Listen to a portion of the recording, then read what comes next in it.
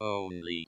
10, 9, ignition sequence start. 6, 5, 4, 3, 2, 1, 0. All engine running. Liftoff. We have a liftoff. Up only. Hello and welcome to Up Only TV. I'm Ledger, got Kobe, Jason from Telegram, and special guests to be announced coming up here in just a second. Before we get to it, let me tell you about our partner. We're thankful to have him on board. It's Blockfolio. Go to uponly.tv/Blockfolio. Check it out today. Make your first trade. All you got to do is go to uponly.tv/Blockfolio. If Cam Ferguson Music can do it in one day, you can do it today. Just go to uponly.tv/Blockfolio. It's got all the same tracking features you've always loved since 2014. Fully powered by FTX books. It's a mobile-first experience that's fantastic to work with. It's a pleasure. Thanks to Blockfolio for being our partner. Let's get to the episode. Kobe, hello. Hello, mate. How are you? I am doing well. You look a little bit stressed today. You all right? Yeah, I got the second part of my 5G chip, coursing through my veins right now. So I think I'm on the upside from it. So I'm all right. What about yourself? I was just wondering if you were worried because you exposed that you only watch e-girl fleets. Yeah, I saw your note. I guess that means I watch Gainsey's fleets more than anybody else's. So R.I.P. Maybe I thought we were going to have like a market up only during the show today, but then Biden dumped on us. So maybe it's just another classic up only show while the market goes down. Yeah, we can just sit here with our massive regrets, talking about how much Biden would be better for the world than Trump. And I don't know, we don't want to make enemies here on Up Only today, but well, chat thinks Travis is Jason. So that's okay. So Trav, do you want to introduce yourself to the chat? And Jason, do you want to say hello from the darkness because you've got like no profile picture on the stream? Hello. That's Jason from Telegram. I'll put like a little Telegram logo in the corner or something. See if I can do it without ruining the entire stream. Yeah, hey guys, Travis Kling here. I run a crypto fund called Ikigai Asset Management. Thanks for having me. Welcome. So, Jason, I hit you up and I was like, look, the people want the profit back. They want God Jason from Telegram. They're feeling anxious about the market and they need you. They need some guidance through these dark times. And you were like, yeah, I'll come, but I want my boy Travis with me. Why did you invite Travis? You got to tell us. Is Travis going to leak the alpha as well? Do you just steal Travis's calls and send them to me like I do with Path? I mean, we both kind of share our alpha, just like little alpha balls. We kind of cuddle with them, kind of warm them up, put them on the Barbie, I don't know, like out back, we'd have a little barbecue. No, I'm just kidding. No, Travis is a nice guy. I've known about him since I think 2018, and I think I met him either late 2018 or 2019. And I don't know, just he's a very solid, nice guy, and runs a cool firm. Travis, have you been trading exclusively on Jason calls like I have? Not exclusively, but they definitely help. I mean, one of the fun things about crypto, my career was in traditional hedge fund investing before I jumped into crypto, and one of the fun things about this is that it's just a lot more collaborative and communicative than traditional asset class investing. And, you kind of have thoughtful analysis that ends up as currency, and you kind of swap that back and forth. And to the extent, you get into these kind of small Telegram chats with active traders, and to the extent that there's just a good flow of information around, everybody is better off for that. It's one of the nicest things about crypto to me. Travis, I did not realize until moments ago that you're the Travis Kling from Twitter that I followed for a long time. There's just a lot more like neck and shoulder muscle in real life versus your profile picture. So you've been lifting over the past couple of years. I mean, I don't know what else there is to do with this job. You punt magic internet money and you exercise to stay sane. So, yeah. Yeah, man. Nice, all nice to pumping. meet you. We've actually had a lot of requests for you outside of Jason from Telegram making you his special guest. I just did not connect it in the slightest.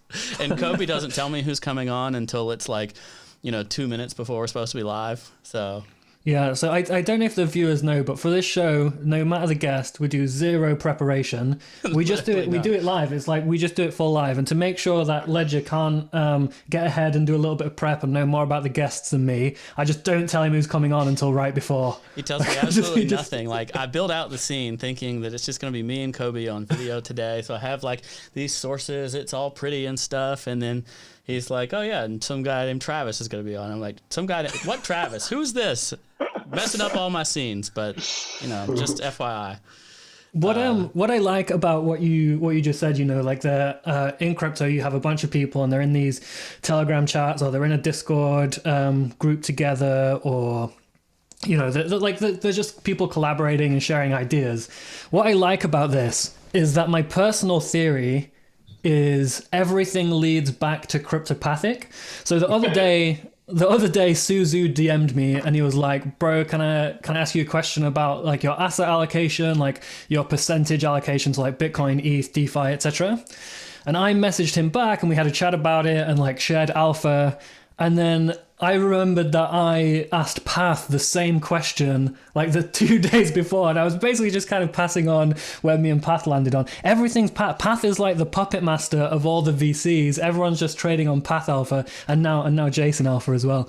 But it is true. Like over the last sort of 7-8 years, I think the most valuable thing you could have is a good group of people who have different insights on the market to you and sort of mixed opinions and come at it from sort of different perspectives, so you can share alpha and like sort of keep each other sane and make sure everyone makes it together. Here. So yeah, I think that's pretty true. So Jason, the people want to know your 800k Bitcoin prediction.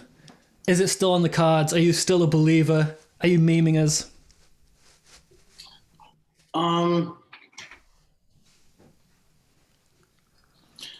I think it'll be something.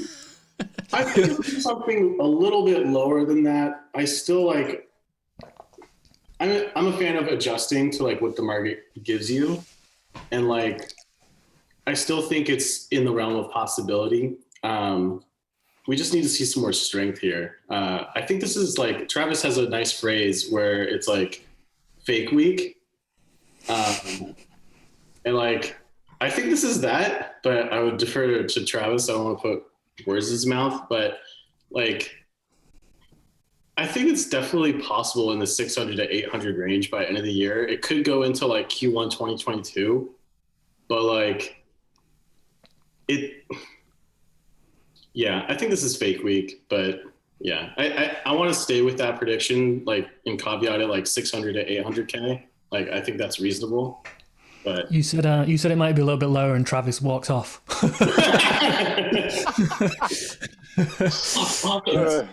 All right, so you're still on the cards in that sort of ballpark range, end of year, and this is fake week. How are you seeing ETH strength against Bitcoin? I'm seeing it. Yeah.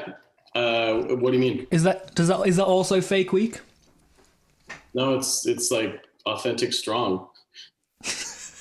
Authentic strong. So how does ETH look at the end of the? It's fake week, as in WEAK. The chat all thinks it means like it's fake week, like Shark Week.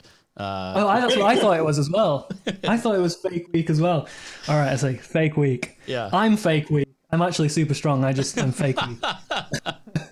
So where does ETH end up in a $800 per Bitcoin by end of year world? $800,000 per Bitcoin end of year world.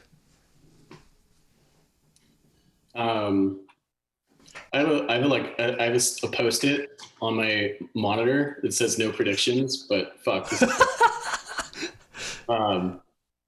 So like in this scenario of like a 600 to 800K Bitcoin by the end of the year, Ethereum, like if we get to something like 0.15 or above, which is definitely possible given the product market fit it's experiencing with DeFi and all sorts of others. That's the flippening, right? Like it kind of has to be, because it fundamentally means that Ethereum has a much larger, like, people like the abbreviation TAM, like it has an inherently much larger TAM than Bitcoin. Even though there's more and more addressable markets for Bitcoin as people discover its uses, like DeFi and Ethereum and any of the neighboring protocols like Solana and et al., like they address a much larger market. So I think if we were to look at it from a TA perspective, it probably puts it somewhere between 20 and 40. So that's kind of my base case, but that's just to be clear, you mean $20,000 and $40,000 per Ethereum? Yeah, and if anyone read the Arthur Hayes, if anyone read the Arthur Hayes article recently, it has much higher predictions. So like from that lens, it's pretty conservative. Conservative against Hayes. Well, Hayes is now in the hands of the feds, right? Oh, yeah, I think he was released though because he turned himself in and then he was able to walk away legally. So he's that's great news. Yeah. All right, so his predictions are on the cards. His predictions are on the cards because like if you can make predictions and then just like go to jail and then no one can even you can't even read people mocking you about them. Your life doesn't get better in your like 8 by 10 foot clunky, box. bro. Yeah. All right, 20 to 40k ETH. I'd be happy with that price. I'd be happy.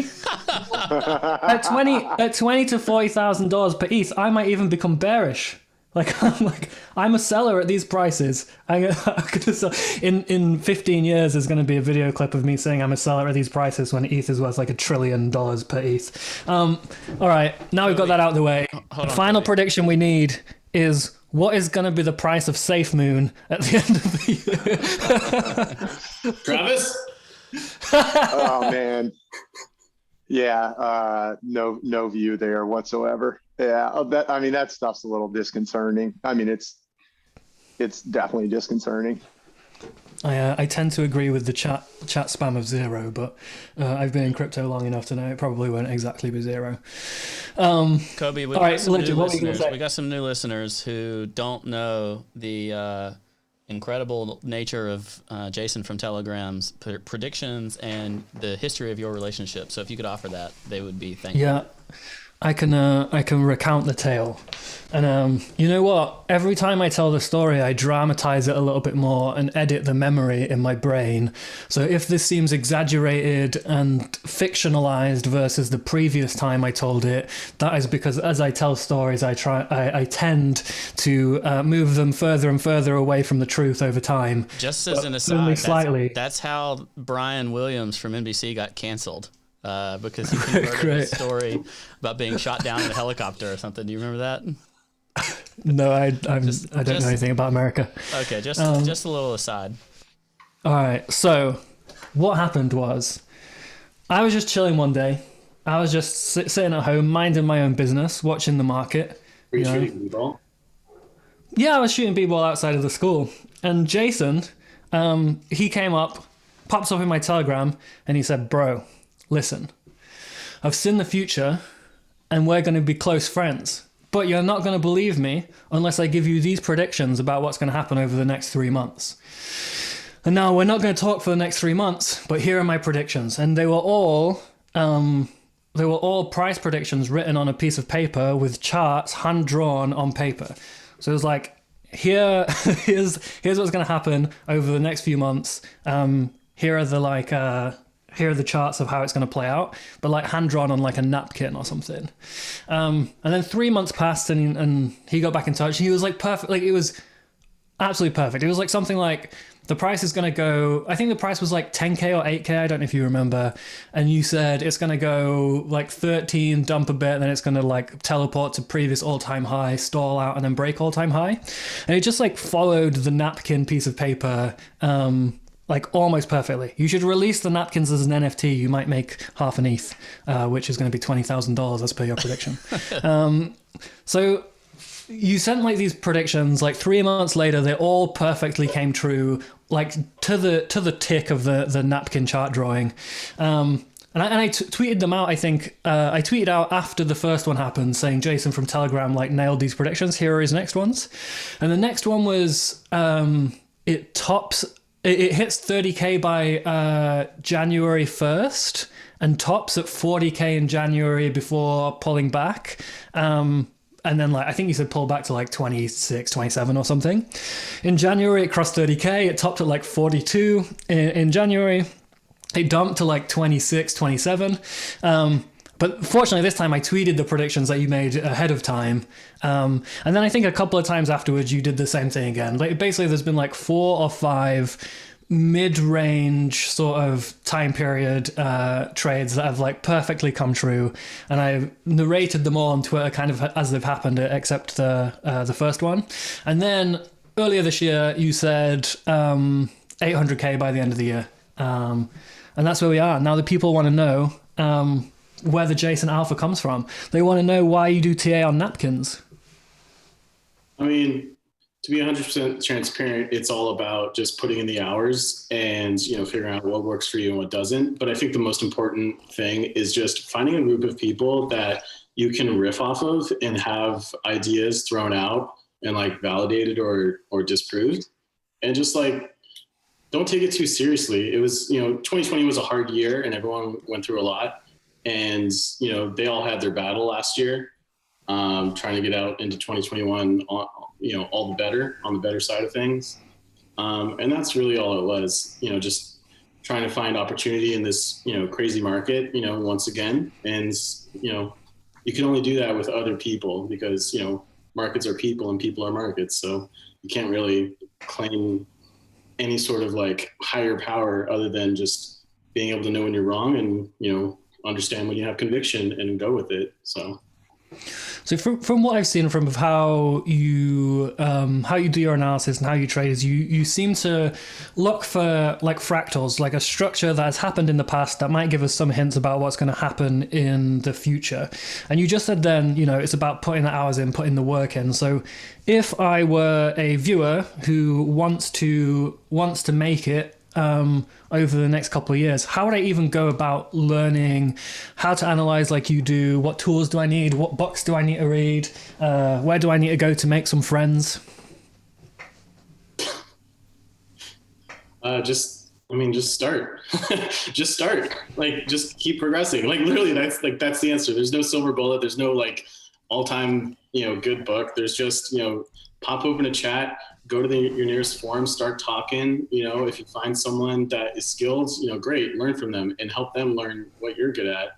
And if you don't find that, move on and just make sure to always just give people credit where credit's due, and then figure out, how can I help, this community while also like bolstering everyone up.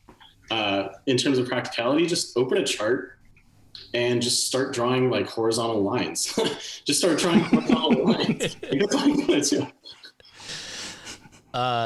But some of that's based off of like the last bull market went, a number of multiples off of the all-time high breach, and so you're extrapolating some of that, right? In terms of trying to find those targets. I mean, yes and no. It's honestly just a huge confluence of like everything that I've kind of like personally distilled into like what I see as valuable. And that's, basic, like literally just basic fundamental price action analysis. Like I've come full circle to realize is just the bedrock of everything here. Because if you can't analyze that, you can't analyze anything else. Otherwise, because every other indicator or metric in trading has some sort of like leak or non-alpha, I guess you could call it.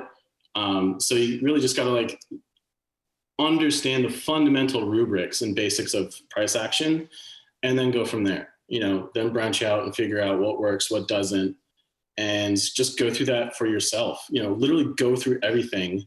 Lose money. You make money, but also importantly, like lose enough money to realize something doesn't work, and then discard it, and then make more money. And then find friends that have the same view and that have their own niche, their own alpha. Learn from them, find what works for you from them, discard what doesn't, and then supply them with sufficient and adequate alpha for what they're doing. So I think that is actually the truth, isn't it? Like the way to make it is to try things and continually lose money until you figure out something where instead of losing money, you're making money, or you're breaking even, but you would have made money with some slight strategic modifications. And that's about it. Because once you do that, you end up having conviction in your own analysis and strategy. And I think that's the most important part of the whole game. Unfortunately, it's not what the viewers want to hear. The viewers want to hear there's like a pill you can take and then you're profitable. Yeah. The viewers want to know, like, what are your bags that I can copy trade? Yeah. Travis, do you have any pills that people can take that makes them profitable? Like, how do they get better than they are?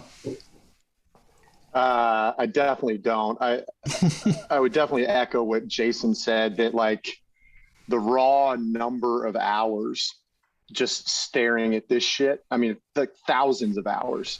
And so I fell down the crypto rabbit. I was like pretty late to this. I fell down the crypto rabbit hole summer of 17. I was working at a traditional hedge fund, convinced myself this was all going to be a big deal. Was kind of trading some PA in the back part of 17, left 0.72 December 17, decided to start my own crypto hedge fund, launched that in December 2018.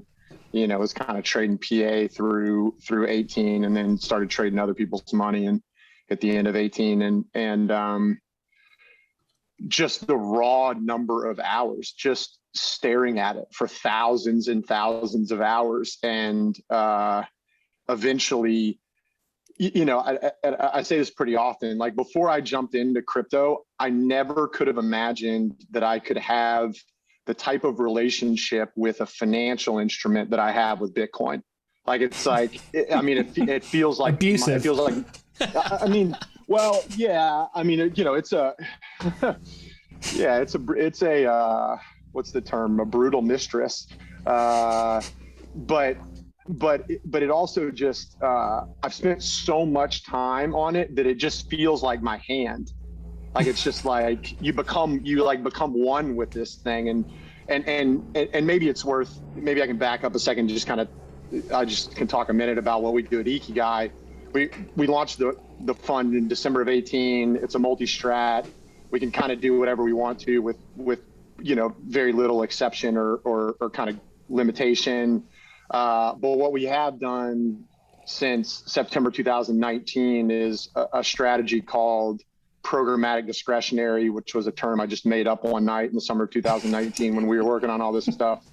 And programmatic discretionary is systematic, models-driven exposure to Bitcoin, and as of 6 weeks ago, ETH as well too, with the purpose of outperforming just holding Bitcoin on a risk-adjusted basis.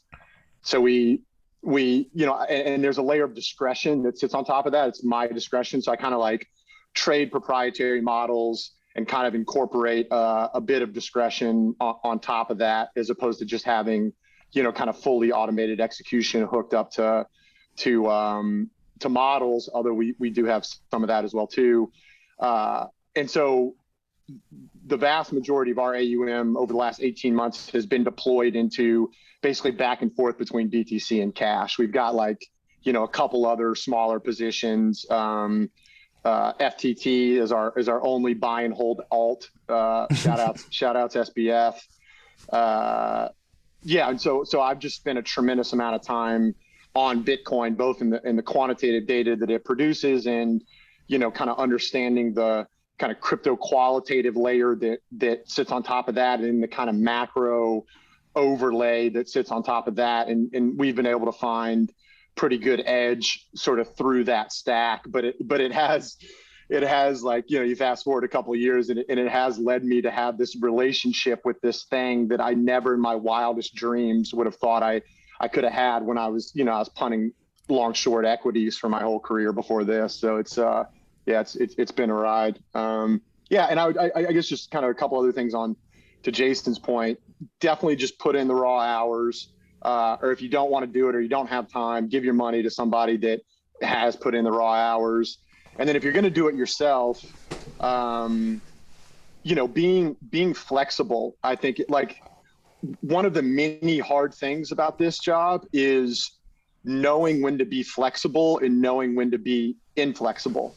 Like knowing when to, ignore a signal that's worked for you in the past because you're seeing things in other things that just, kind of lead you to believe that one thing that normally tells you to do something, maybe this time's not the time that's going to work, and when to actually go with the thing that's kind of worked in the past. And that's just, I don't know what to tell people on that other than just getting reps, a lot of reps. And, and then another thing that's like, I think, sort of like it's kind of like the flip side of the coin of the great part about talking to other smart, active traders and getting, insights from them is like, you can't let other guys get into your head too bad.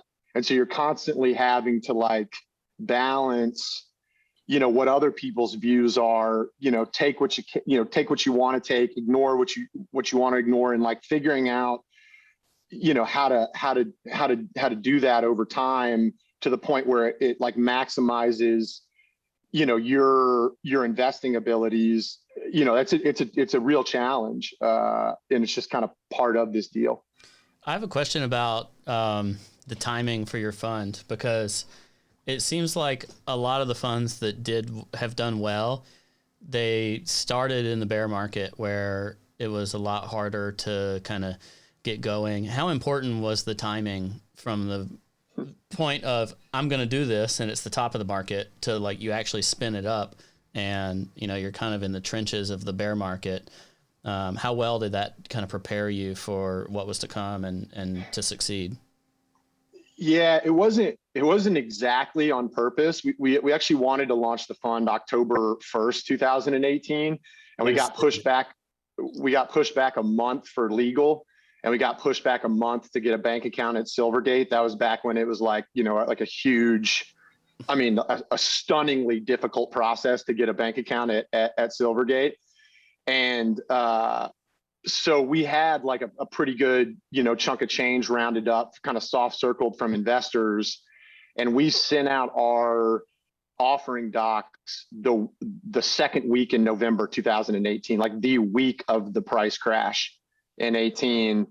And a good chunk of those initial investors were folks that had made a lot of money in ETH and, had committed to us, a certain amount of money, through 2018, the middle part of 18, as we were kind of building all this stuff out and getting ready to launch the fund.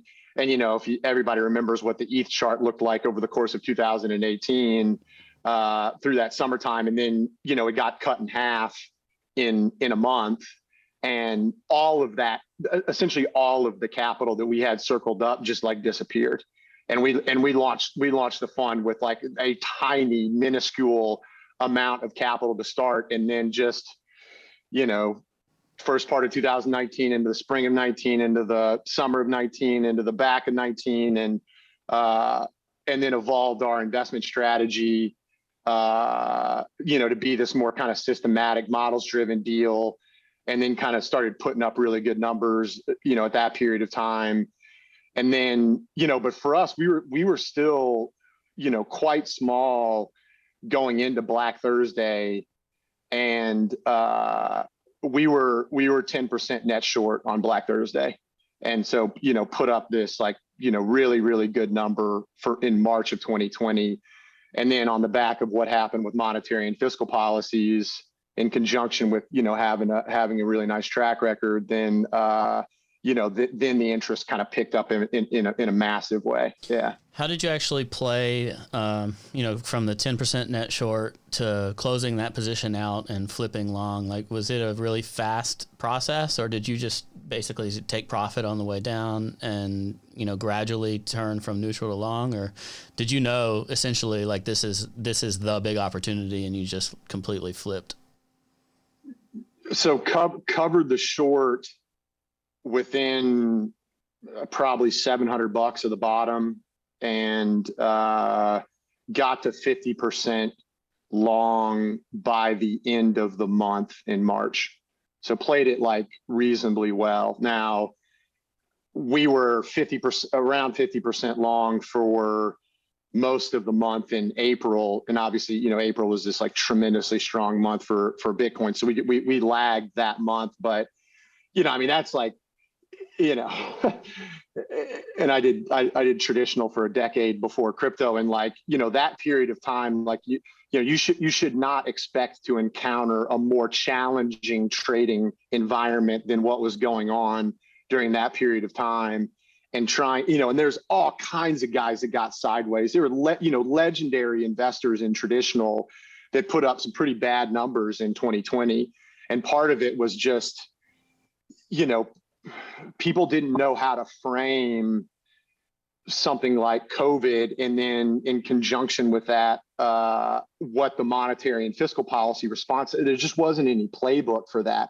I mean, the Fed did $3 trillion of QE in 6 weeks, like just so far beyond anything we'd ever experienced. And, you know, as it turned out, that was just, you know, this massive steroid shot into asset prices. And, you know, everything just went up in a straight line from there. But making that call in real time, hard to do. Yeah, when I look in hindsight, like I've pulled up a couple of the charts. I mean, the S&P, from a meltdown perspective, like how much time it retraced, was more severe than what Bitcoin did. Like Bitcoin's was pretty concentrated over a couple of weeks, and the legacy markets, the degree of meltdown that occurred there and just mass liquidation of everything as people just had to gather up dollars was truly unreal. I like the idea that traditional funds, VCs, hedge funds, and stuff were all outperformed by a guy with like a Japanese like anime character avatar and a bunch of frogs spamming up only for like 9 months. Thanks, Path, for all the alpha. One thing that you said a second ago was about putting the reps in and just like, you know, seeing something so often that it sort of becomes muscle memory or turns into intuition. So you know when to ignore a certain indicator or when to double down on like a feeling. And I think that is true. Like a lot of my own trading, my own positions, they always come from like a sort of like an instinct or a feeling of like, I feel anxious about this, I'm going to close a position, or like now is the moment, this is it. Like if this is like, it's like a sort of a primal intuition rather than like what I expect, at least from Jason, which is a more thoughtful and like sort of rational approach to trading. Jason, can you chat about that? Like how much of your trading stuff is it like a trigger from inside you that just goes, now is the moment, versus it has to look right on paper, you have to do the maths, and it has to like line up well? It's mostly around confluence. And if you had to pack it into a nice tight saying, it would be like confluence on your conviction. So like if you have your suite of tools that you're using to look at the market, you know, through kind of like Travis and their fund have, you know, their proprietary suite of indicators, metrics, and all that. Every individual has what they, you know, should value when looking at a market. And so like if you go through that and you see confluences in a specific area or direction, you should listen to it.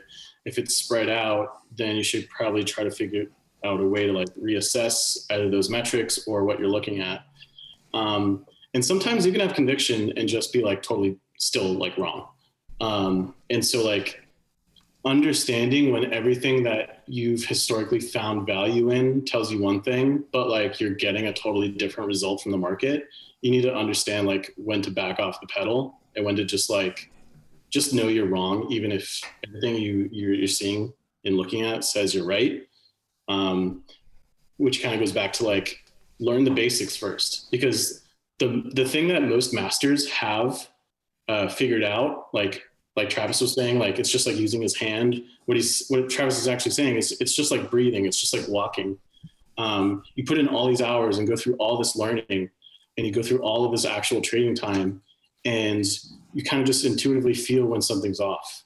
And that's in large part due to your understanding of the basics, and that's price action. That's with Bitcoin and crypto, it's on chain. and other factors, you know? So it's like, it's trading is a very hard, like concrete thing, like data-driven thing, but then it's also very soft at times. So you just have to be very fluid. Be like water. Water. Wait, what? It's a Was Bruce that Lee also quote. Jason? Come on now. This is America, bro. Is it Bruce Lee? Yeah, right? Is it? I have no idea. Yeah. Let's see here. Be like water. Like, yeah. Oh, yeah. I mean, yeah. Nailed that. Oh, You definitely gotta be fluid. That's really it. Like you can be so confident in yourself that like you just mess everything up. And so like you have to be understanding of like just everything and the biggest thing is just understand when you're wrong and be able to adjust. That's literally it, you know, in addition to everything else. so why don't we take this kind of mindset and fluidity that y'all are talking about and apply it to some of the things we've seen in the market lately? Because in my mind, it seems like a lot of people are trying to identify, like, how do we know when, you know, we're due for some major correction? And are we going to treat Coinbase's public listing as like CME 2.0? And what does it mean when stuff like SafeMoon happens or Doge goes to 40 cents? Is that bearish? And, you know, now Ethereum looks really strong and Bitcoin looks as weak as it's looked in months. So how do you like pull all this type of stuff together to form your broader narrative? Yeah, one of the things I'll say on that is this cycle relative to 17, Bitcoin's position, I think people's understanding of like a base case and an upside case in terms of price performance is more well-defined this go around than it was in 17. You know, it's like, I think Bitcoin blew so far past people's expectations in the last cycle that, and then you were just trying, you know, it's like the value propositions of BTC versus ETH versus freaking Dragon Chain and like all this other crap, right? Like people just didn't have that well of a defined value proposition. And this go around, I think there's a lot more structure around it. And one of the things that I keep getting hints at from kind of anecdotal, different hints is that there's some people that feel like Bitcoin doesn't have enough meat left on the bone on the long side. Like, it's like a lot of people's base case is like, somewhere a little more than a double from here. They're like, we should be able to punch 100K, and then TBD on kind of what happens after that. And, I think a lot of people's upside case is, not gonna lie, 600 to 800K this cycle is the highest I've ever heard. But there's plenty of, there's plenty of people talking about base cases into the 200s and upside cases into the 300s. And you can really imagine a world where that happens, and you have a certain set of kind of scenarios that play out where that ends up being the case. But people are looking at that and they're going, okay, my base case is like a double, or maybe, a bit more than a double. And it's like, with, we're in an everything bubble right now. It's not, this is an all asset class bubble right now that is entirely driven by the largest monetary experiment in human history, which is quantitative easing, while simultaneously running increasingly larger deficits on top of increasingly untenable debt levels. And that's just, we're 12 years on into that, except that they really put the pedal to the metal, right at a year ago. And they're still going gong show, right? And, if people were in the mood for a double, it's like, oh, if I was in the mood for a double, I'd buy some weed stocks, right? And like, that's just not enough juice for me to go into the wacky world of crypto. And I really think that that's acting, and it's not just retail that's acting like that. It's really not. It's, I think there's institutions that are acting like that. There's, ultra high net worth family office type of capital. They're just looking at this thing. They're going, well, look, if we're going to go do magic internet money, like I need a 5-bagger or a 10-bagger on the table here. And I really think that is kind of driving folks down market cap from BTC. I think too, like if you think of where did you have plenty of opportunity to accumulate Bitcoin, and it's really like under 10K. If you played the 10K breakout, you assume it's going to new highs, it makes new highs, you assume it's going to 30K, and that's kind of bracketed our run so far. So what you talk about with like a 10 bagger, the people that bought 10K, like the 100K is their 10 bagger. So do you really want to try to pull that 2x from 50 when like the person that's got a 10x can dump on you, and you don't want to be that person getting dumped on late in that game, and that makes it complicated. I agree in terms of like how to make that base case. I feel like there's a lack of focus on how to go from where we are right now in crypto to like bringing the rest of the world into crypto. You see a lot of that, that kind of conversation happening with, Maker in the DeFi realm, and the whole like real world assets coming on chain, like pretty much any securitized asset coming into the crypto sphere. So I think like crypto can get out of what we're all talking about and kind of get into a more fundamentally based, like sound base by bringing the actual world into it through that avenue. I don't know, kind of just rambling. So if I understand correctly, Travis, what you were sort of saying is like institutions and like big family offices and stuff, they're like, look, crypto is still this thing we don't really understand. The mass media and our financial advisors and Goldman Sachs spent the last 5 or 6 years telling us not to allocate any of our net worth to Bitcoin or crypto because it was a scam, it was going to zero, it was a bubble, while they were all sort of secretly acquiring it themselves. And then this year they flipped and gone, oh yeah, it's a new alternative to gold, it's a hedge on inflation, we actually really like Bitcoin now. So they've had 5+ years of propaganda from either uninformed or intentionally dishonest institutions like big banks or whoever, who have had them miss out on the greatest bull run in history. And now, with that sort of that propaganda drilled into them, they still think crypto is a bit weird. They still think it's a bit dodgy. They still don't understand it. Now they want to get involved because everyone's making mad returns, but Bitcoin's too high, and they think, well, I can't get a good return on Bitcoin anymore because Goldman fucked me by telling me not to buy 10 years ago, 5 years ago, or whatever. And now they're gonna go full casino and gamble on like Sam coins, or that was Sam coins, not scam coins.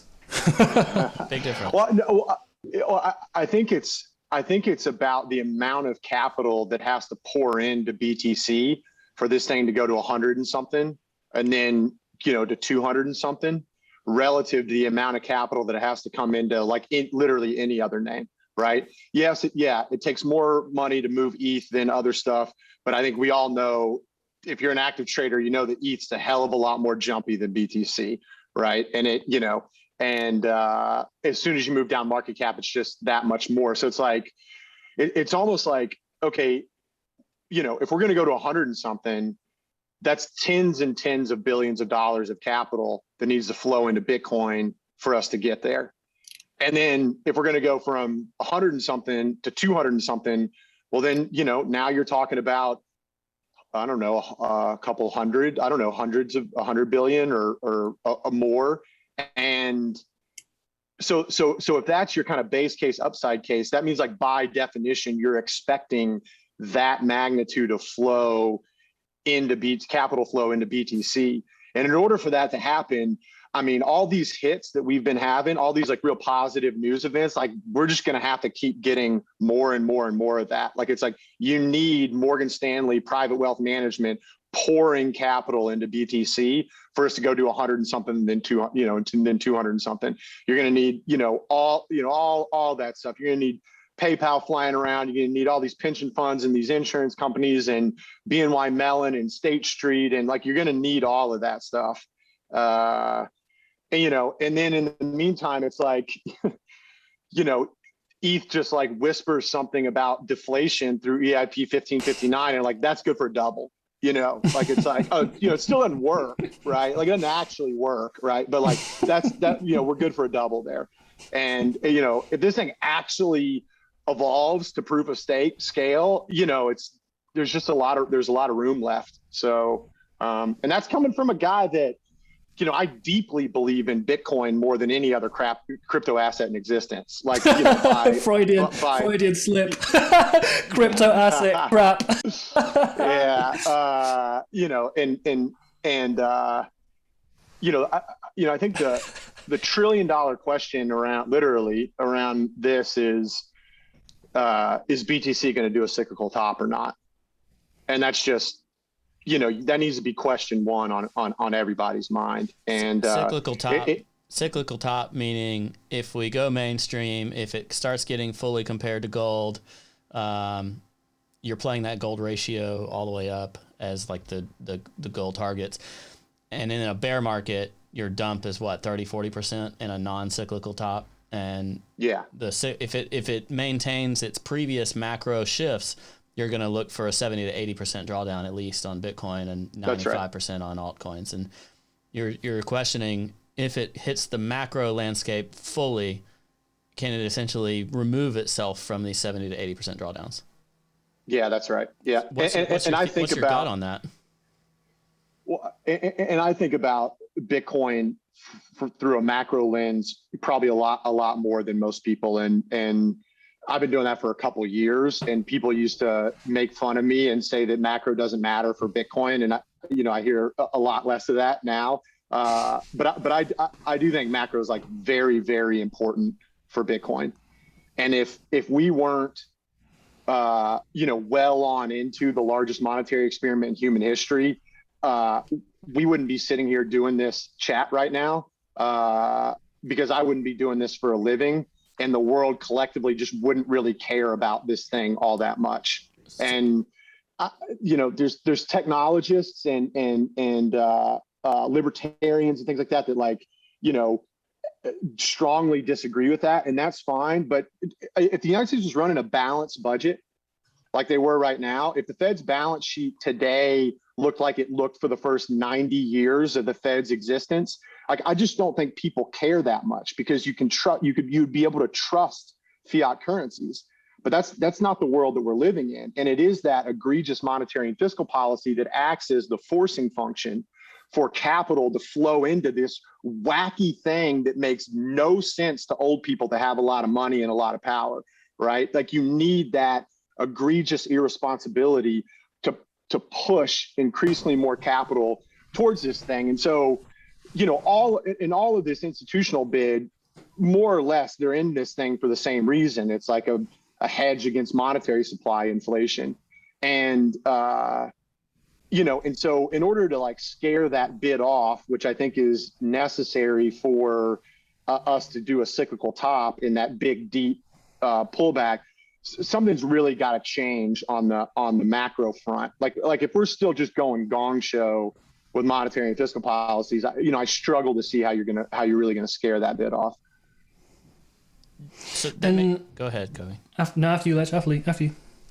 So that basically puts you, if I'm understanding correctly, in Suzu's definition of the super cycle, being that the big, 80% cycle drawdown is not going to occur this round. Do you basically believe that is going to be the case? And Jason, wants your take on that as well. Yeah, I think it's pretty close to a coin flip, because I literally think the deciding factor is what's going to happen with monetary and fiscal policies. And you can listen to the Fed and see what they're saying. There's macro instruments that can give you a hint about what the Fed's going to do, before the Fed starts talking about what they're going to do. And if we're just still going down this path that we're going right now, I don't think we're going to do a cyclical top. But if they try and do this, like, friendly reminder, they tried to end the largest monetary experiment in human history. in, we started raising rates in the back part of 2016, and then they kept it very flat and very low. And then we got to 2018 and they really started raising interest rates again. And, the Fed, Jerome Powell was talking about, he used this term autopilot for raising interest rates and rolling off the balance sheet. And he said, the Fed rolling off their balance sheet was going to be like watching paint dry, which is hilarious to think about. Because over the course of 2018, every risk asset on the planet started toppling like dominoes, which was punctuated by this dumpster fire for all risk assets globally in Q4 of 18. And that put the bottom into everything. And they did their dovish capitulation in January of 2019 and basically said, okay, we're admitting that there is no plan to end this thing. We cannot do it. There'd be a worldwide asset price collapse and a worldwide recession. And if you tried to unwind that, there's no political willpower to do that, none. So it just kind of remains to be seen if they're going to pretend to try and do that again this go around, or if they're just going to remain with the level of easy monetary and fiscal policies that was kind of previously unthinkable. Jason, are you on the same page? Yeah, because I think the key realization is all modern finance is a scam. And so understanding what Travis just talked about, how you just basically look at the central bank policies to see what direction the market's going to go in, that's the scam. Because they literally control this imaginary thing called money and value. I think the fundamental problem with crypto that's being fixed because of DeFi is actual real world value coming into the ecosystem instead of speculative value. And so I totally agree with everything Travis just said. I want to tack on that in order to make it so that we don't get the 80% bubble drawdowns, because bubbles are speculative and based on, human emotion and basically non-value, I guess. You want to imbue our system with value. So imbue it with the real world, imbue it with something lasting and real. And that's where taking all of that control away from, central banks, from that legacy infrastructure that put us in this situation to begin with, we literally offer a sounder value proposition through crypto and DeFi than these legacy institutions. So why wouldn't this value come into our system over that? So that's the solution. How do you see that that money pouring in? So if what you're saying, if what we're saying here is right, and people are looking at Bitcoin as a bit risk at these prices, and the upper or the low price targets are not high enough for them to take a gamble, do you think a bunch of it's going to flow in through DeFi? How does the trillions of dollars that are on the sideline take exposure? Yeah, I mean, it's my base case that ETH is going to outperform on the way up. DeFi as an asset class will outperform ETH. Other layer ones that are having ETH built on top of it, specifically, the Solana ecosystem with the best executioner in the space, at the helm there. I think that's going to do really well. And then if BTC does a macro top, it would be my base case that all of that is going to underperform, on the downside. What about you, Jay? One more thing I'll say about that. There is I talk about Bitcoin reflexivity a ton. I write this monthly update letter that goes out the first of every month. I've been writing it for 2.5 years. And I talk about Bitcoin reflexivity a ton. Bitcoin's the most reflexive asset on the planet. DeFi is definitely more reflexive than Bitcoin. And that's, all cupcakes and rainbows on the way up. And on the way down, that's straight brutality, right? And, I just kind of keep that in mind for the future. What about you, Jay? Sorry, what was the question? I got distracted by chat. The chat's 100x longing when Travis stands up and closing their longs when he sits down. Just FYI, I think that's how the trade is going. For a little while, I was trying to sync my light with Travis sitting up and standing up and sitting down. So when he stood up, it went green, and when it sat down, it went red. But then I got distracted because I figured out I can do a new thing with it that I didn't know I could do. Someone in the chat, Travis, they said I think they should. They suggested you should rename your fund to Icky Gains. Got it. Yeah. The question was, Jason. The question was, if people are, if these big institutions are on the sidelines of Bitcoin and they're feeling like they missed out on Bitcoin, where are the trillions of dollars that are on the sidelines? How are they going to allocate? Are they going to come in through DeFi for like safe, stable coin yields? Safe in air quotes in case you're listening through a podcast. Safe. But are they going to come in through DeFi? Are they just going to capitulate and eventually take exposure to Bitcoin? How do you see non-Bitcoin assets in comparison to Bitcoin over the like this year and also the next 5? I don't want to pretend to know, but my intuition is this. That's what they want you to do. Just pretend. Just make it up, man. Just say, I'm very confident instead of my intuition is. So what I've seen so far is, rich people, they don't like YOLO speculate Lambo. They look for ways to like manage their risk, right? And part of that is yield and, the whole assetization kind of complex, and like securitized asset infrastructure that different countries have built out. So they primarily look for yield, right?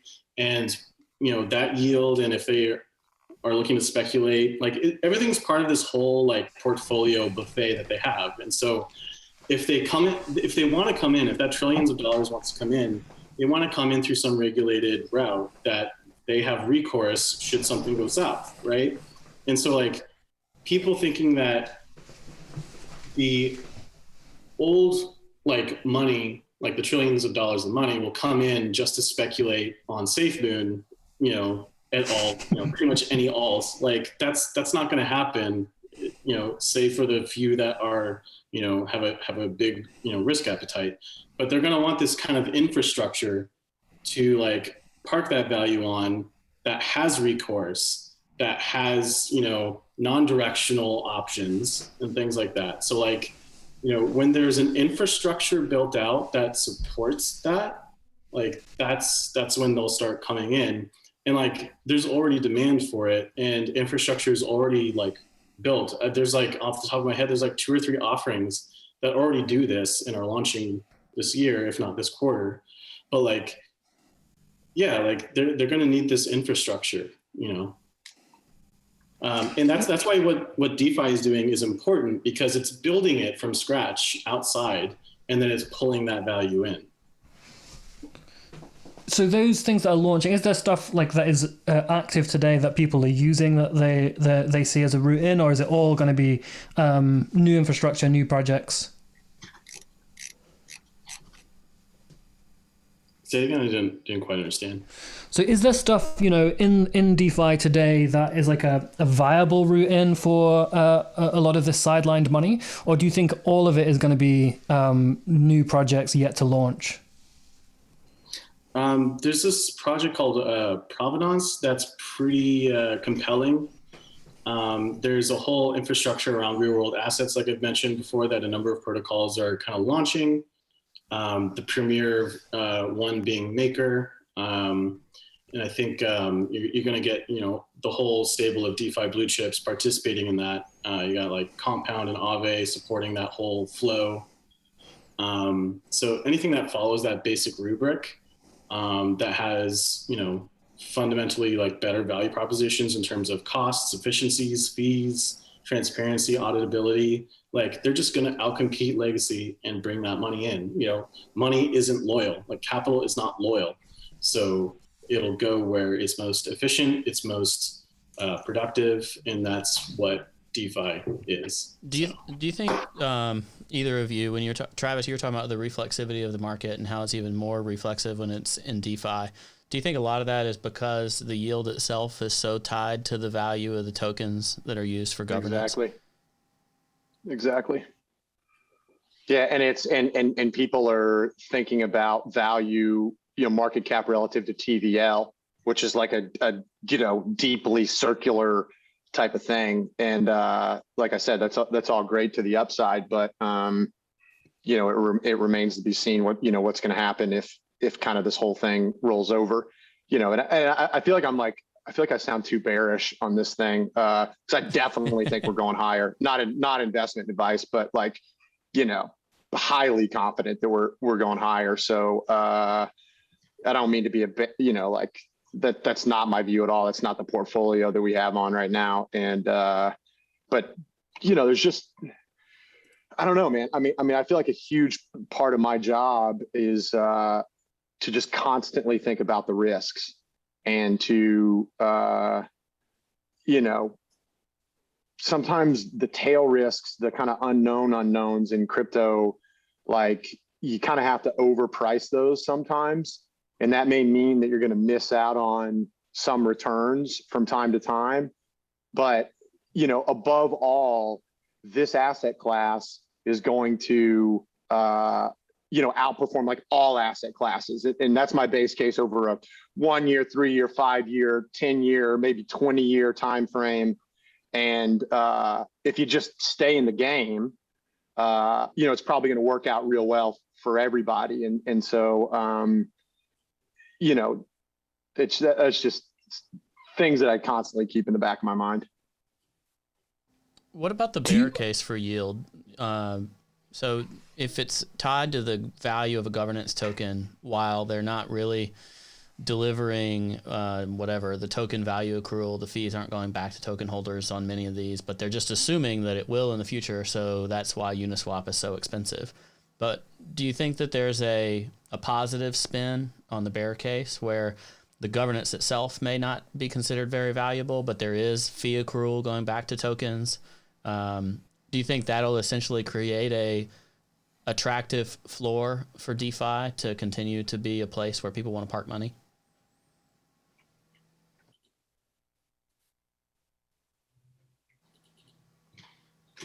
Did that make any sense? I think Travis. Oh wait, no, you're still there. Where's that to Travis or me? Either of you. Jason, go for it. Sorry, I thought that was to Jason. Yeah, I think the fundamental answer is this: like, it just has to be attached to cash flows and real world value. What that is in concrete forms, like it kind of just doesn't matter because there's so many forms of that.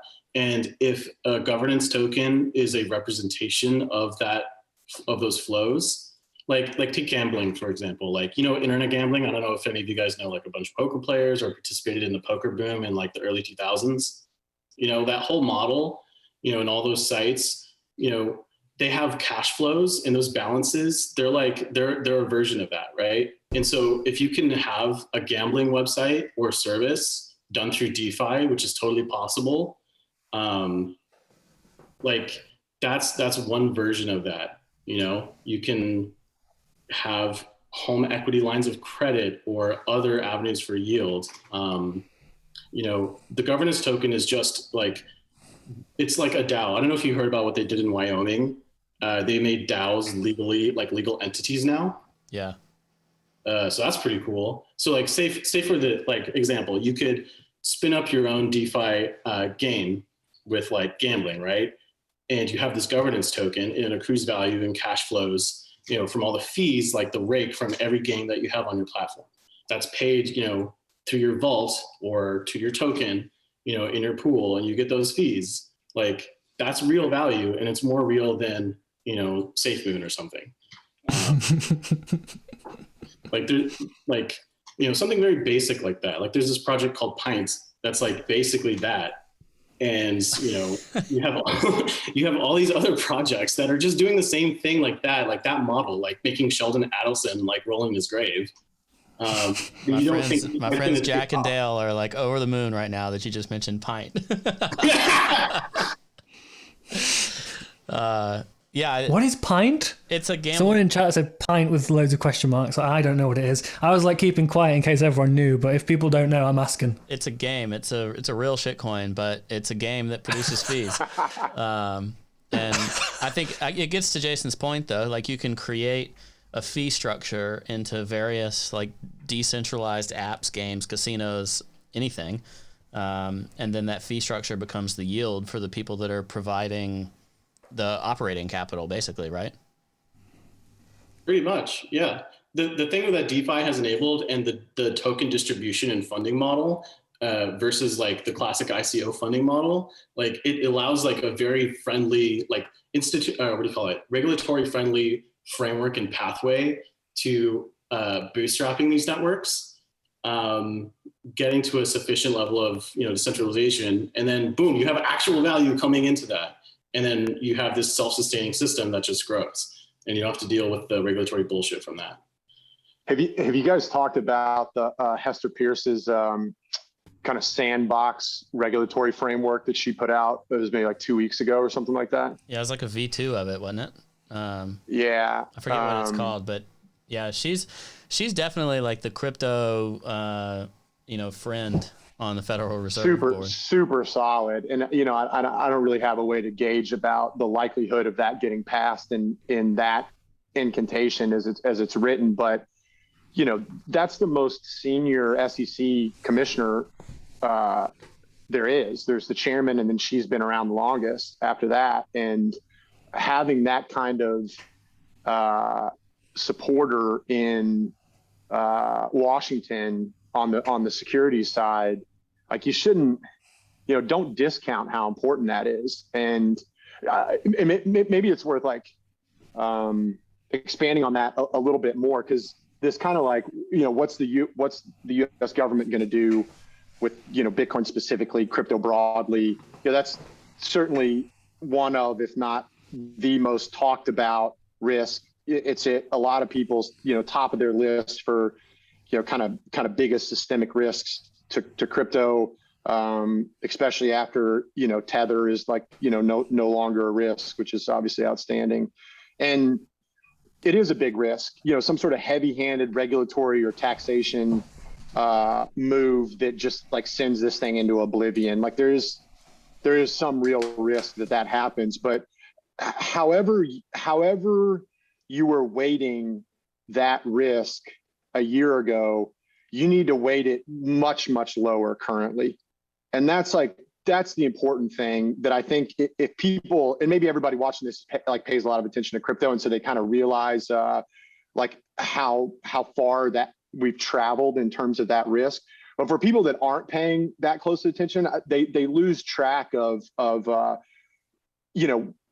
like in America, the people with the power and the money make the rules. And, you can hate that or you can love that, but that's kind of the state of things right now.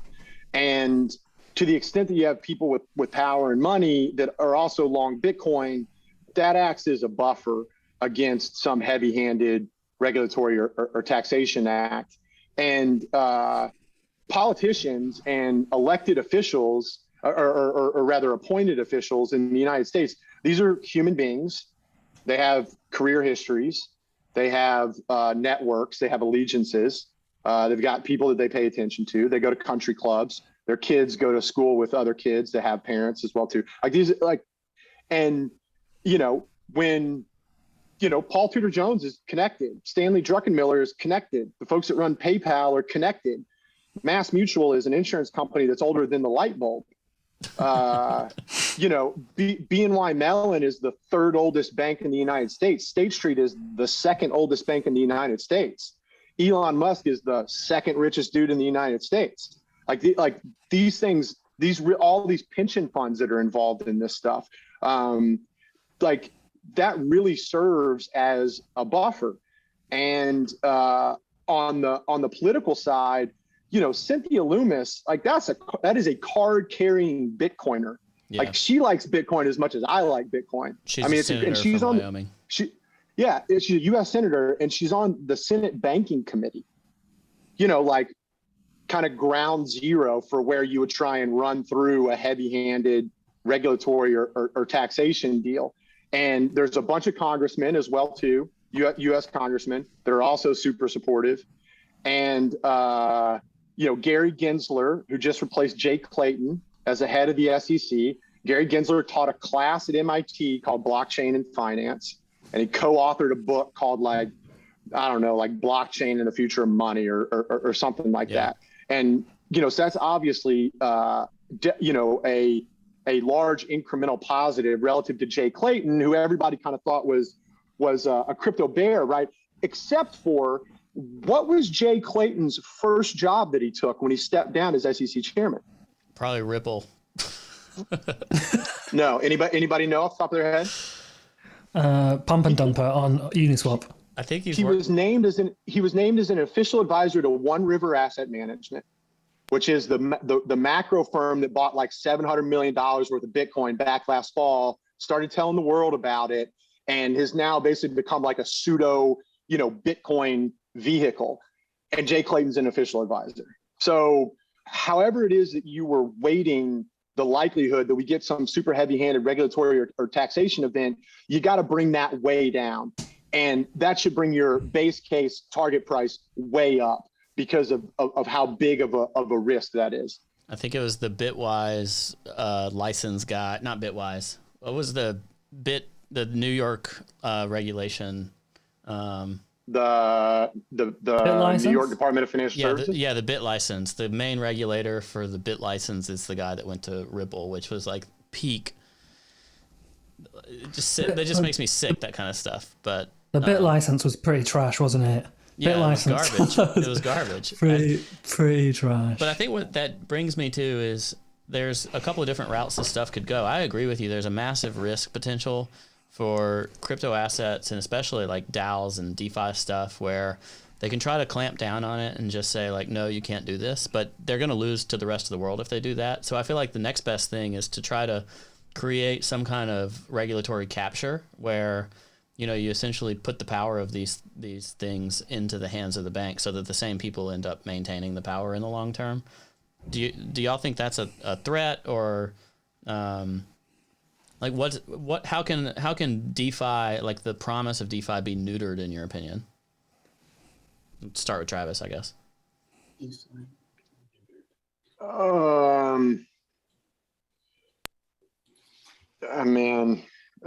There's certainly regulatory risk. Are some of these going to be securities? What's Gary Gensler going to do about that? I think that definitely remains to be seen. Hester Pierce's proposal certainly acts as a strong, buffer from that, TBD on what's going to happen there. And then, it's like, what is traditional finance going to do? They're already getting run over like almost every which way, right? And you've got, neo banks and, all of these different financial services, fintech companies, and they're like traditional banks are like kind of the butt of every joke, right? And so it certainly seems like they're going to get kind of innovated, out of existence, or maybe they end up having to buy, a bunch of tech or financial services companies, and I'm not exactly sure how that's going to play out, but specifically how traditional finance ends up adopting, or lack thereof of, DeFi protocols and things like that. I mean, that's going to be really interesting to watch. And I struggle to think that that's like this year or even next year, but it certainly could be like 24, 25. Yeah, I just feel like there's a lot of wiggle room for, stuff that would be more difficult for the ecosystem to adapt to, like KYC on DEXs as an example. Like, I feel like that's probably inevitable, and it's just going to be another thing that makes access for Americans significantly more limited. Jason, did you have anything to add on like the regulatory threats to all of this, or do you think DeFi will kind of pull an Uber and just plow through all of those potential barriers?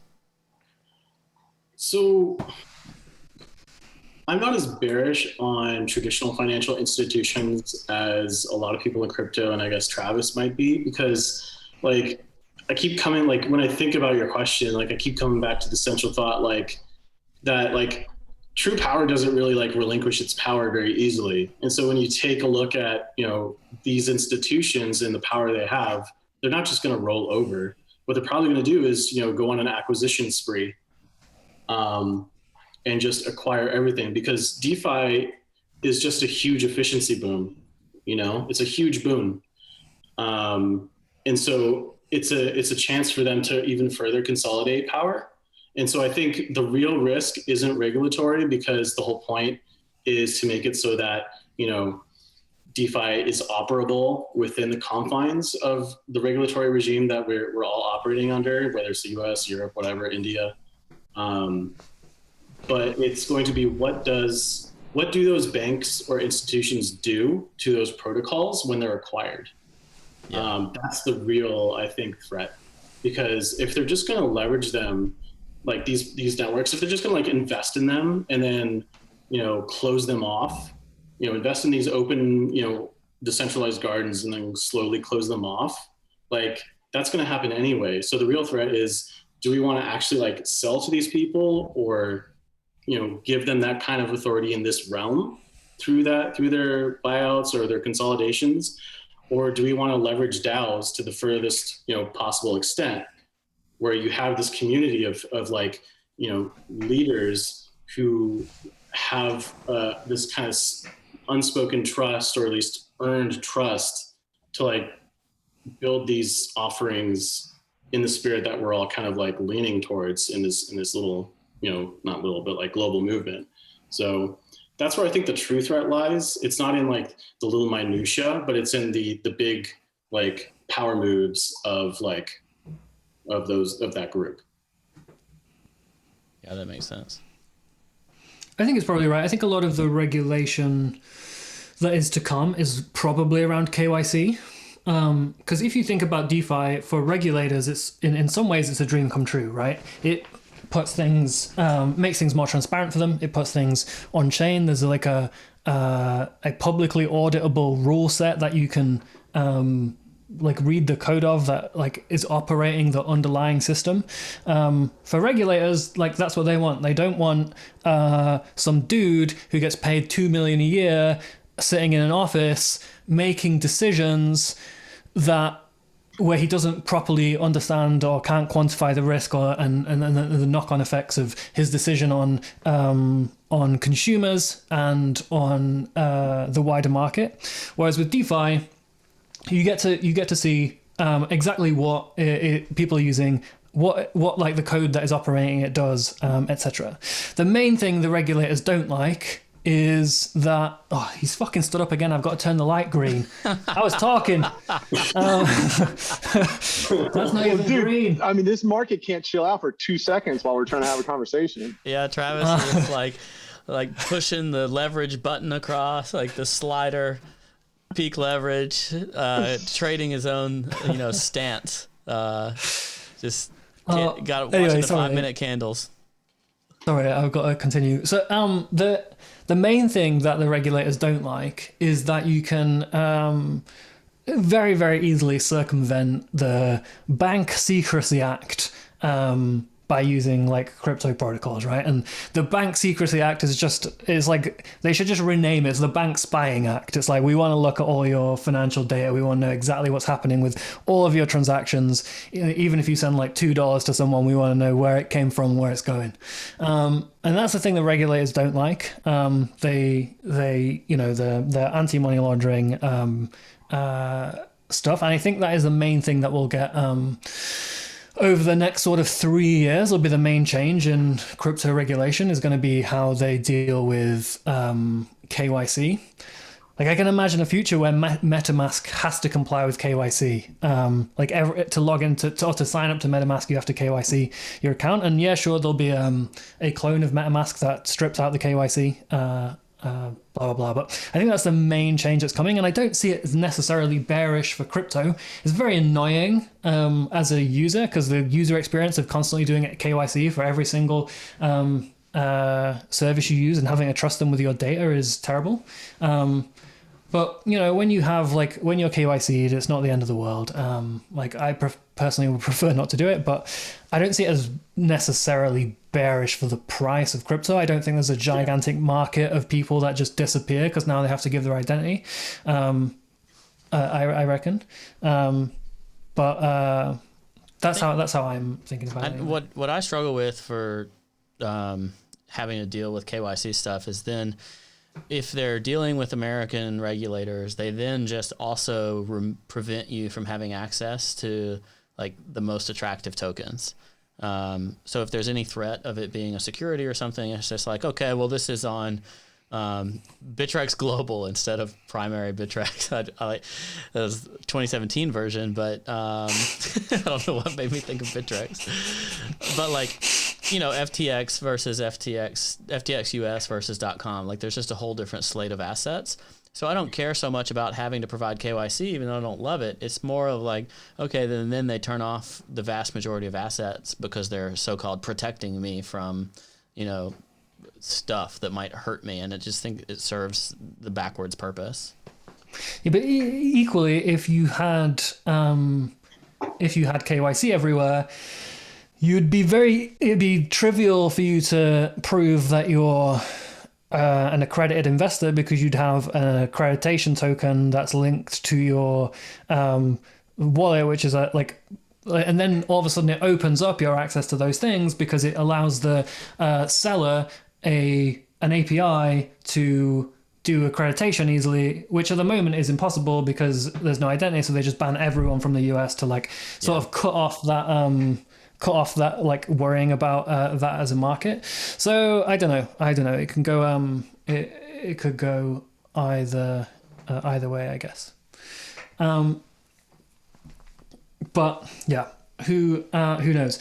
So the chart has identified that the price is nuking. Bitcoin 518. Who cares about Bitcoin anymore anyway? Bitcoin 518. Jason, what's going on? Are we going to zero? Are we going to be saved? So that's pretty interesting. So there's a number of scenarios playing out right now. One's purely distribution schematic, and I know a lot of people have been following this for the last few months, and people are on Twitter are like, "Oh my God, why are you calling this distribution? It's totally not distribution." And guess what? It's distributing. So if you want to understand why ETH BTC is going up, not only is ETH USD has it gone up, it's used. That's why ETH BTC is also going up. But it's following this distribution schematic literally to the T, for the last ever since February or so. So this could break at any moment and resume up, and on-chain still looks pretty reasonable. I have been bearish at some points on some of the old valuation metrics, some of the profit and loss metrics seem kind of super high. Some of the traditional valuation metrics like MVRV, some of these other ones, they look pretty high. So all in all, I am in favor of alts here more than Bitcoin. And I think people should understand, if they want to survive this market, they need to adjust. And so looking at the way that value is flowing between different markets, just because you're a Bitcoin maximalist doesn't mean you should just always be in Bitcoin if you're also a value maximalist or a profit maximalist. So the base case that I'm working with right now is we're distributing some sort of PA, or we have a PA that is distributive in some sort of way right now, because it's literally following the distribution metric. But there are alts that look very good and have been good. So I'm pretty much just fully alts right now. And I hope everyone else is too. But so you're mainly in alts on the relative basis. Do you think that is that just where you want to maintain your risk? So if everything goes down, you think they'll go up relative to BTC, but if everything goes up, you think they'll go up faster, basically? I just look at the USD charts, and based on my bullishness on DeFi, I'm long a few DeFi coins right now and Ethereum as well. I think you should just always have an invalidation on your trade, and just when it reaches there, just cut the trade. So like that's kind of what I did earlier this month or I think it was like last week actually, when BTC started going down. Kind of just shifted more towards ETH, put on some alt trades, and kind of just did that. I think if you're spot long BTC, just hold. Like the only way to lose money right now is by selling on a short enough time frame where you don't see the actual realization of your trade happen. So BTC going to its cycle top. So yeah. And when you look at alts for like taking a long or taking like an active position, what's in scope and what's out of scope? Are you like taking like blue chip or above a certain market cap only, or are you like degenning, going on a Binance scam chain and finding the latest TikTok trend? I'm not as in the weeds with the Binance Smart chain or whatever it's called, scam chain. So like, people that are doing that, like kudos, like I did that in like 2017, with, my group of alt trader friends then. And it's like, there's a time and place for that. I think it's when your role is a little bit small and then you want to grow it. And then you can still do that, with a huge bankroll. You just got to like manage your risk appropriately and size appropriately. So like, I think all of that is fair game. You just have to understand, principles of risk management, sizing, and, basic security checks, for like the quality of the project, and then just do that, because like the thing about crypto is it's going to change the world until it goes down 80%. So if you've been through enough cycles, you understand, like, you always just want to have a healthy system of profit taking and risk management. So if you're going to look, like, yes, look at those micro caps, like, put 5K into this, 500,000 market cap coin, because the risk reward is like super great. It also depends on like where the cycle is at. Like, earlier in the year, like December, January, DeFi blue chips were like really well positioned cyclically and had a really good value proposition, like, risk reward to them. And so that was a great trade. Now it's kind of questionable in some senses, but like the fundamental proposition is still there and it's growing.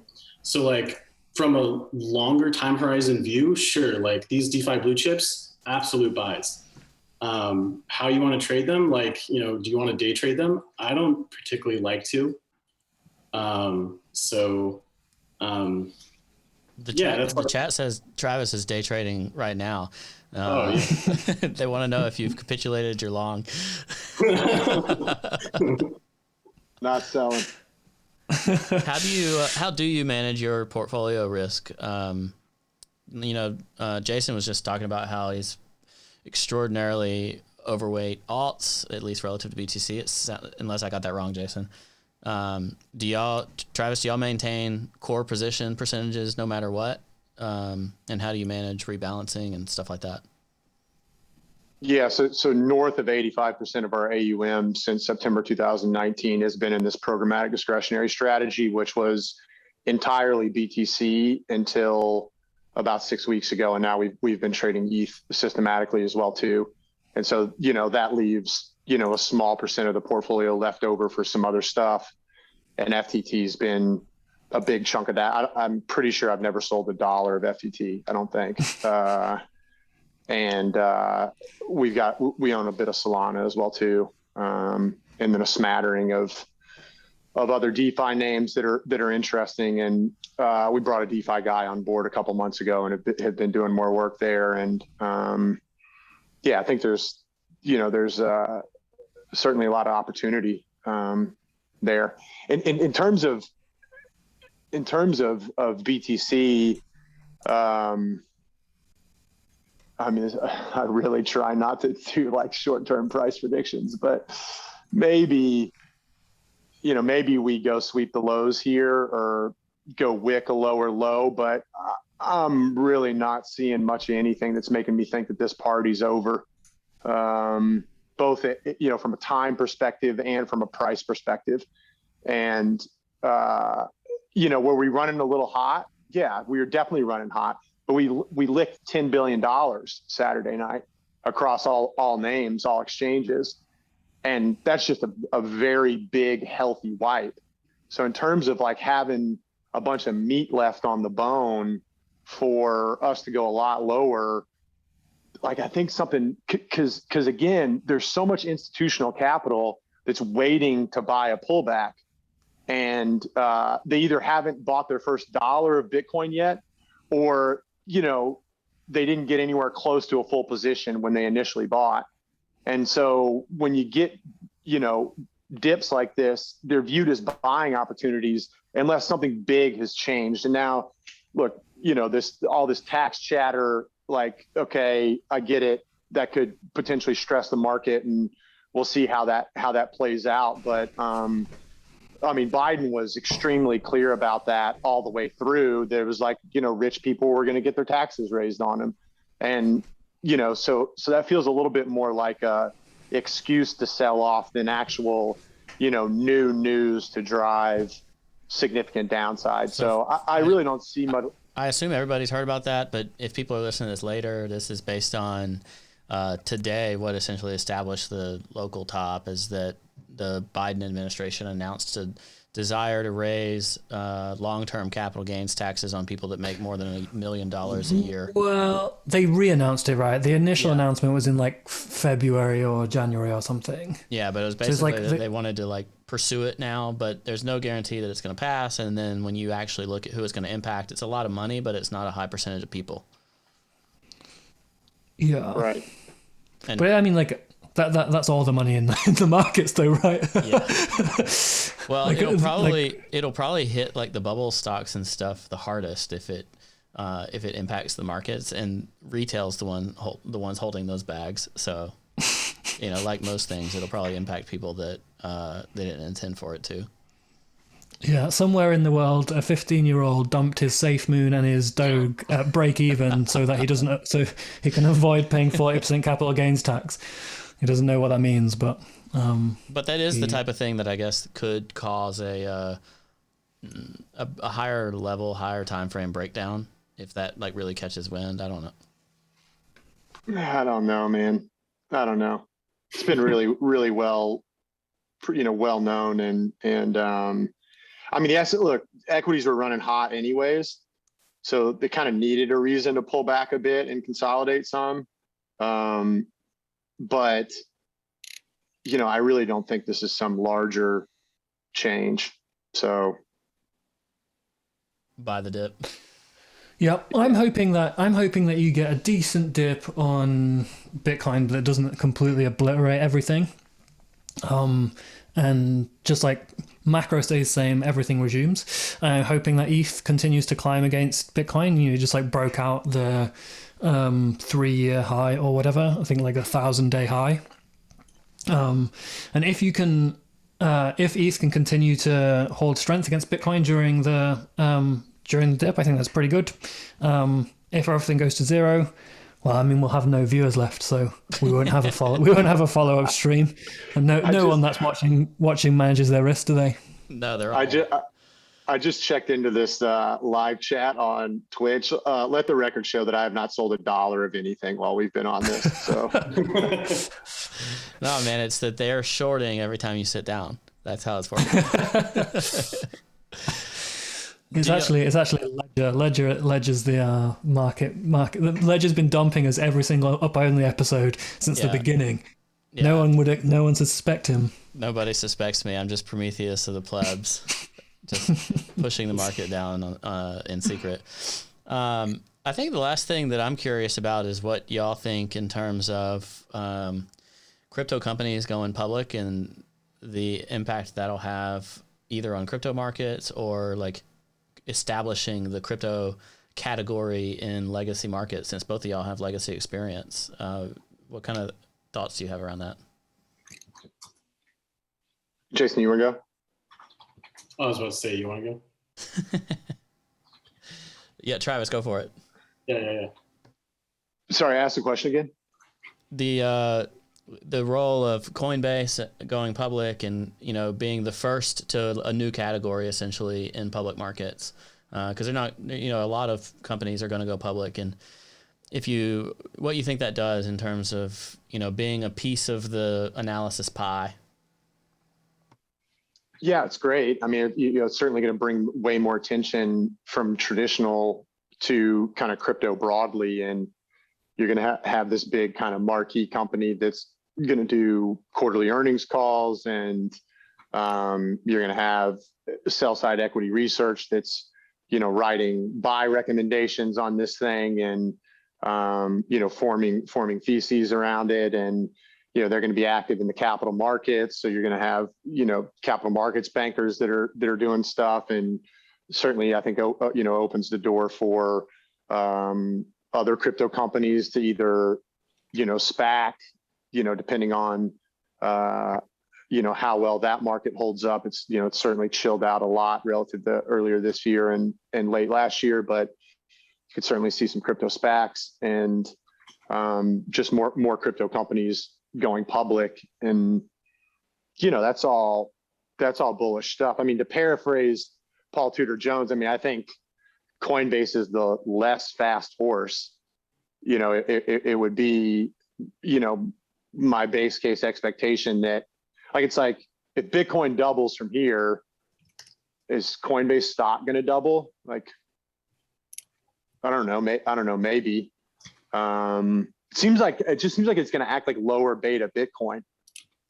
And if you manage a pool of capital that you can't get Bitcoin exposure in, you know, then maybe coin can be a great answer for you, in the same way that Saylor got all these convert funds to do his convert, right? And that's all good. You know, but I would just guess it's going to participate in less of the upside, and it's going to get, you know, smoked less bad to the downside, if I had to guess. Jason, what do you think? Yeah, I mean, I think it's all well and good. I'm not as like deep into traditional as Travis, or have a, you know, that deep of a history, have relationships there, but it's definitely progress. It may not be the progress some crypto perfectionists want, but I think it's progress. So as long as you can make a company and take it public and it generates revenues and it's native to crypto, that's positive. And as long as you can benefit asymmetrically from that versus your competitors in your respective markets, like that's the whole proposition here. So it's a shame that SPACs aren't still like proper pumping off, because if they were, we could just SPAC up only TV. Like half the SPACs, they've got no revenue, they don't have anything. Everyone's going to buy a SPAC called Up Only, aren't they? Like, who's not going to want to buy that? We could have been billionaires. We could have been multi-billionaires, Ledger, and it's all Chamak's fault, because he's like fucking dumped all the markets. He sold it all to, like, I don't know, what's he going to do with his money? Save the ocean or something? There's still plenty of SPAC exploration occurring. I'm sure we still have time, but we'd be like really late, and ours would be the one that goes like to sub $10, and they end up redeeming it, taking it back from us. No, we just make sure there's a clause that means we can't do that. No refunds clause. Up only, no refunds. There's somebody already released an up only scam on BSC. So. Oh yeah, I saw that. I looked at the chart. It was just like dumping as well. I was like, they got what they deserved. I'm putting suits together now. You know, if you're watching this stream, and you've been thinking about your portfolio, one thing that you need to realize is you have the portfolio performance that you deserve. Like, the returns that you get are the returns you deserve. So when you're like thinking about it, like, oh, I got scammed, someone fucked me. No, that was you. That was yourself. You made those decisions. That's how you ended up where you are. You deserve the returns that you've got. You need to change your ways for the future. All right. We've been streaming for like an hour 40. I want to wrap it up, but I need the final alpha for the chat. Look, the chat is full of not going to make it, full of people begging for some way to be free from the situation they've created for themselves. They need to get out. They want a brighter future. Like the old orange TV adverts. Yeah, they want that. Or was it the Red Bull advert? Kobe, you're not a big enough believer in the chat. The chat is going to make it. Some of them are going to make it. Yeah, but there's maybe 6 of them. So I seen a few people in chat going to make it because I saw CMS interns in there. CMS interns going to make it. But I think 90% of the chat are not going to make it through the cycle. If I'm being honest, if I'm being reasonable, it's because they're very selective about what advice they take, right? So they follow the advice, which is this is gonna go up 10x tomorrow. They're like, yeah, I'll definitely fucking follow that advice. When they take the advice you should learn these things, you should protect your downside risk, you should consider reducing your expectations by fucking 75%. They're like, no, FUD. I don't believe you. Up only. So I think the majority of them will not make it between cycles. And honestly, making it between cycles is hard. There were people in the original 27 Club, which was a group chat that I created in 2013. It was a group of friends that helped each other, guide each other through the market, and half of them are gone. They're got in at the same point as me and had the same opportunities I did, and I shared my thoughts with them the whole way through. We all shared with each other, and they're half of them are gone. They don't trade anymore. They got wiped out or whatever. So it's hard. It's not that it's an easy thing to do, but right now, Travis, Jason, you have to make it a little bit easier for the chat. You need to know. They need to know how to survive multi-cycles. They need to know how to get rich or how to live a better life, a happier life. They need some alpha, some wisdom that you live your life by, in order to make themselves more profitable or just more at peace. Travis, what do you got for us? Some alpha for the chat. Stop fucking shitcoining. What's a doing shitcoin? that shit. What's a shitcoin? I don't know. If you don't know, ask somebody that you're friends with that knows more about crypto than you do. But stop doing that shit. Probably my bags.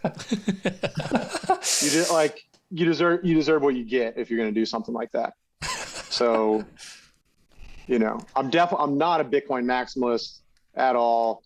I think there's a bunch of different use cases for blockchain technology. When we evaluate these different use cases, we ask ourselves 4 questions. How ready is the tech for the world? How ready is the world for the tech? What do you need decentralization for? And how decentralized is decentralized enough? I think Bitcoin much more fully and convincingly answers those 4 questions than any other crypto asset in existence. But that's not to say that I'm not hopeful for the rest of the space, because I am, and we're paying a lot of attention to it. But if you're going to rip SafeMoon and Doge and this, that, and the other, I don't know what to tell you, man. You're going to get what you deserve. So, yeah, that's what I got for you. Don't sell here. If you're long Bitcoin, don't sell here. This party is not over. All right, Jason. Yeah, I think just think adversarially and always understand how to protect yourself, and profit taking is never wrong. That being said, always give yourself an out, and so that you don't die the first time you're wrong. How do you think adversarial? What is your someone's calling me from San Francisco. I don't know who that is. What is your it's our SPAC. Yeah, Jamal, I heard you wanted to do a SPAC. Yeah, how do you think adversarially? What does that mean in the crypto market? Is it understanding who else is participating in the positions they're in, and therefore extrapolating information from that, or what else? It could mean a whole range of things, but I think the saying, for every buyer there's a seller, every seller there's a buyer. If you're doing an OTC deal, you're someone else's alpha. But you could be selling to someone else and they're your alpha or whatever.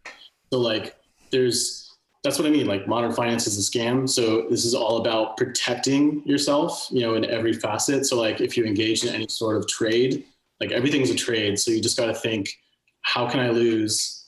What am I risking? What's the potential reward? Is this reasonable? And like, just ask very basic fundamental questions that are based around preserving you if you're wrong and maximizing your value if you're right. And then just being okay and willing to see that trade that you're making like play out on whatever time frame that you're trying to see it play out on. Like that's the biggest thing. Like people like cut their trades too short and they just spaz. So like just ask questions, understand where you can get hurt, understand the opportunity, and make it so that you can play tomorrow if you're wrong. There you go, chat. Kobe, we're too powerful. Up only streaming is a greater signal than a Peter Schiff bear tweet. I mean, we got to get I blame off the Biden. I blame Biden. It was Biden's fault. Trump should have won. It's Biden's fault. The chat is literally begging us to get off of the stream just to end it now so that the market can go back up. And I swear it's going to do it to the tick. Everybody, not financial advice, but if I was looking for a long, I might consider whenever this stream ends as a decent entry. I mean, it started dumping before the stream went live. If we'd been on time, however, if we'd started on time, it would have been the absolute point. Kobe was I'm not starting the stream yet. The market maker just didn't anticipate our delays. Yeah. All right. Well, Ledger, you told me not financial advice, so I'm going to 100x long here, and when I get liquidated, I'm going to ask you for a refund. Sounds good. I'm too poor to pay the refunds anyway. You didn't say no refunds, so I that means I can get one. Travis, Jason, thanks so much for coming on. Chat, you're going to make it. You just have to listen to them, protect yourself from downside risk, have a probabilistic approach to the future, and prepare yourself for any situation. Ledger, see you next time. Thanks for being here. Go to uponly.tv/blockfolio. Along the bottom today. You can do it there if that's your choice. Thanks for being here. Thanks for joining us. We'll put links and everything on uponly.tv. You can check them out. Appreciate all of y'all being here with us. We'll talk to you next time.